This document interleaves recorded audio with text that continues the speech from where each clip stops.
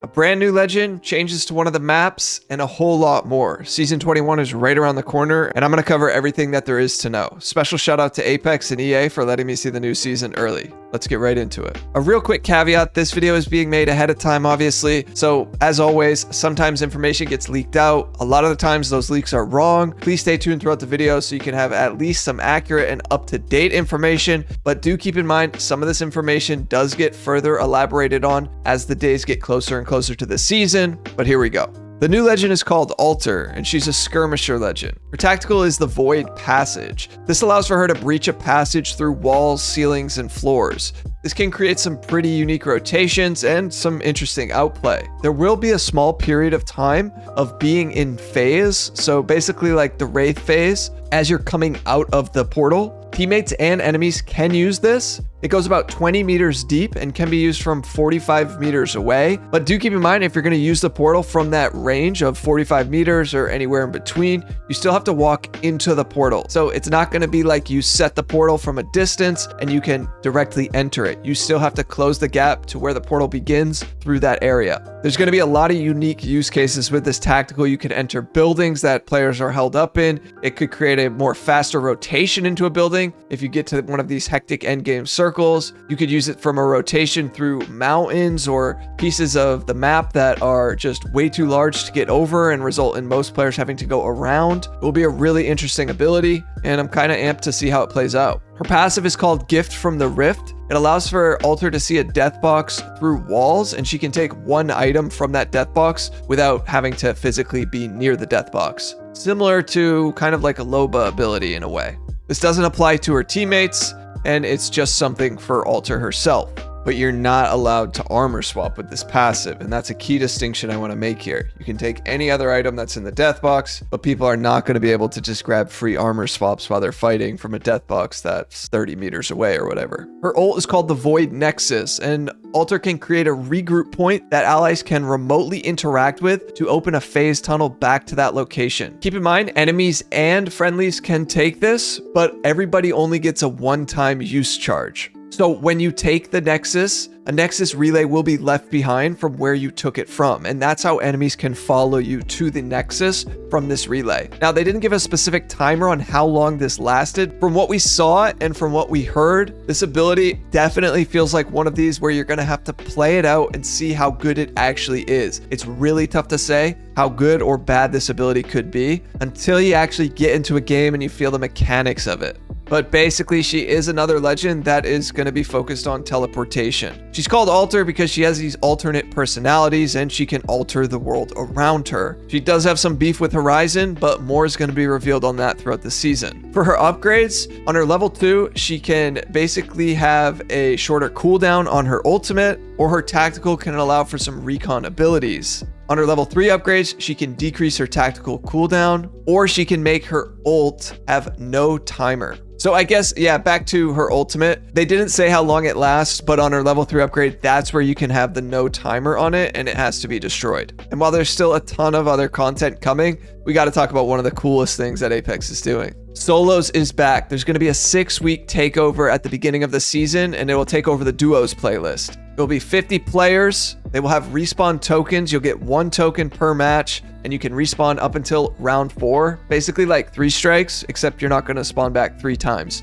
But once round 4 closes, you don't get that respawn token. Now, all the weapons will be fully kitted to one degree or another, so it will be a variable in rarity, white, blue, etc. There is a new mechanic called Battle Sense, and I'm not a big fan of this, at least from the sounds of it, but it basically means that enemies nearby will get a notification when other enemies are 50 meters or less within that vicinity. This takes away a lot of the game sense that, I teach about and that players utilize to create a skill gap. I'm not really sure how this is going to work, if there's any limitations to it, but players are going to be alerted naturally now when they get near other players, only in this solos playlist. There's also going to be auto healing. So I think it's going to be very similar to how it works in Mixtape, where your health will automatically regenerate as long as you are in a brief interval where you're not taking damage, but I'm not sure if it applies to your shields yet. The reason why they added solos is because they feel like the game is in a much different place than when it was when they first tried out the solos playlist, which is a very obvious statement, right? Apex has evolved and it's been well over 4 years since we last saw solos, so probably 90% of the player base didn't get to experience that. They've seen the growing demand for it, and I also think they're just kind of accepting the fact that, hey, a lot of the players have been asking for this. Let's give them what they want and see how it plays out. They're definitely using it to gauge interest and to get data on how this mode could work. They didn't mention any plans to make it permanent, but it's really going to be contingent on how this 6-week takeover plays out. I, for one, am really psyched for it. I just wish there wasn't this battle sense mechanic because I don't want anything to remove the skill gap from Apex. All right, the next biggest change coming in Season 21 is a Broken Moon update. I know some folks were looking forward to a new map, myself included. There were no mentions of this, but Broken Moon is supposed to be seeing a pretty big overhaul.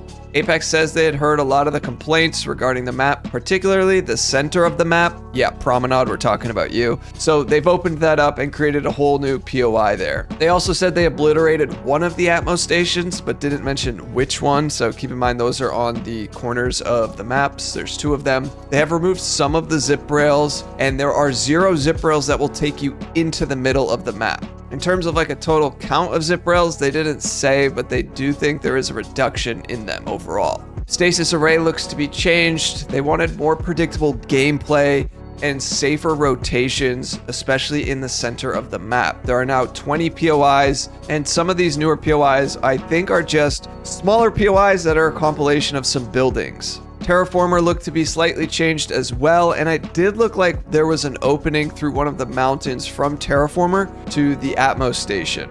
On top of all of that, they've changed the skybox, and they've made the map feel a lot more like it's outer space. There's alien eggs and things like that, so it's definitely getting a pretty big change. We'll all have to wait and see if the map plays out any better, but I definitely am excited to see that they've changed up the map, especially in the middle of the map. Now I'm going to rapid fire into some small and meaningful changes. Let's start with some weapon changes. In the care package, the Wingman is coming out and the Devo is going in. On the Wingman, they have nerfed the hipfire. They have removed the skull piercer. The boosted loader is going back into the floor loot. But here's the biggest change. No extended sniper mags can go on the Wingman anymore. So basically it's a 6-shooter unless you get the boosted loader. The damage is also reverting back to what it was previously when it was on the floor loot, so I think 45 to the body.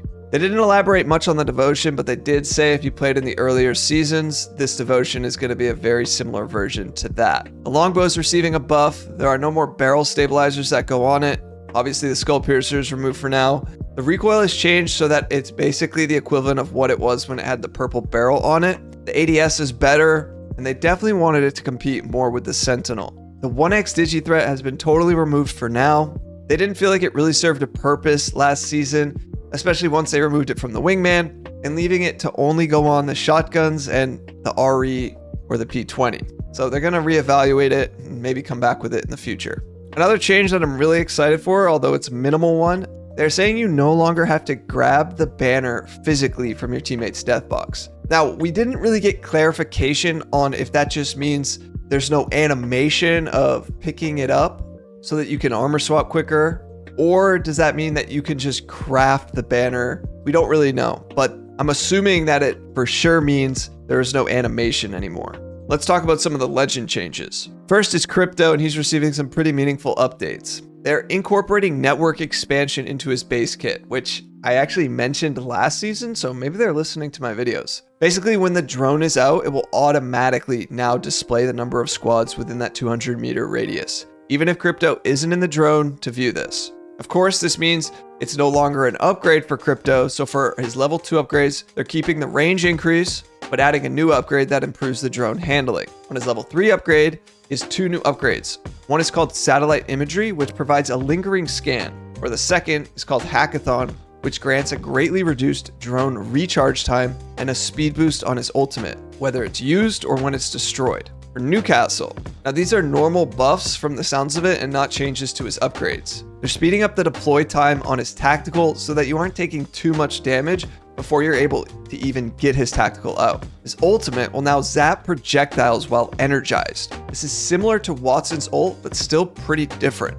You can still sneak in nades from above or on the sides because they didn't want to completely steal Watson's show. It's unclear if things like Maggie's drill or Maggie's ball can still affect the wall, assuming they're being applied head on and while the wall is energized. But if I had to guess, I actually don't know. Regardless, these two buffs will help Newcastle become a little bit better, especially in those endgame circles. And just to clarify, his ultimate will only zap projectiles while it's energized. And remember, his level 3 upgrade allows for a longer energized time duration. So that upgrade looks a little bit more enticing now. Now, there were some other legends that did receive some buffs and changes. We didn't get a ton of specifics. Here's what I do know. Catalyst is getting some changes to her upgrades. They felt like she was pretty weak last season, which I would agree with. Refuse on one of his level 2 upgrades, he'll be able to scan ring consoles.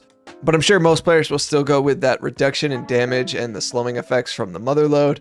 For Octane, it looks like he'll be able to get his double pad upgrade at his level 2 if you want that, and you can still choose a stim reduction for his level 3. Bloodhound, Ballistic, and Caustic will all receive some changes, but I don't have specifics on those legends. But lastly, Ashe is now able to use her tactical offhand, which basically means she can use the snare while still having her weapon out and firing it. Ashe and Fuse are currently the only assault legends that weren't able to do this, but for Ashe it definitely makes a lot of sense. Alright, a few other changes that will be coming in Season 21. First, for ranked. They did mention ranked changes, but they didn't go into specifics. They did, however, confirm that the level requirement will remain at level 20. Now, a lot of players don't love this because frankly, there are a ton of cheaters in ranked, and having a lower level requirement means more accounts can get in, buy accounts, cheat, whatever. However, that is not changing for now. Ranked rewards. If you want to continue to get the animated badge, you got to hit the rank in both splits. This is how it used to be, then they stopped doing it, now they're doing it again. However, you will now achieve the highest ranked reward even if you demote. So let's say you reach Masters, but you continue playing and you demote down to Diamond. Well, now you're going to get the Masters rewards even if you didn't end the ranked split or season in Masters. I'm going to be honest, I actually thought this is how it worked already, but I guess it didn't. They're going to continue to add and evolve the Apex Rumbles. You know, they kind of hinted at something coming regarding ranked and Rumbles, but we didn't get any specifics. I do think the Apex Rumble was a good idea, but poor execution when they did it with the 3 strikes. So hopefully this will evolve and become better. All right, now, lastly, we're going to talk about the Universal Heirloom, aka Apex Artifacts. Now, you're probably aware in Season 20 when they released the Cobalt Qatar, and this was an heirloom that could be used on any legend, but in Season 21, they're going to add a ton of different customizations that you can use with this artifact. There will be something called exotic shards, and these are earnable on the Premium Battle Pass, or you can purchase them. We didn't get pricing. We don't know specifically how they work, but there looks to be a ton of different options to customize this specific artifact. This will also change the death box, and there will be some specific emotes that you can toggle on or off. I'm not sure if this will just come upon release or if it will be slowly trickling out throughout the season, but they said there are up to over 200 different ways you can customize it. There's going to be a power source and a theme, and that is how you customize the artifact, but it does look to be interesting. And of course, as some of you have probably already seen, the Battle Pass reactive skin this season is going to be the 3030. All right, I'm going to cover the patch notes when they drop, presumably on Monday, May 6th. So be sure to be subscribed so you don't miss out on the next upload. And while you're waiting for Season 21 to drop, why don't you check out this video next? Thanks for watching. Peace.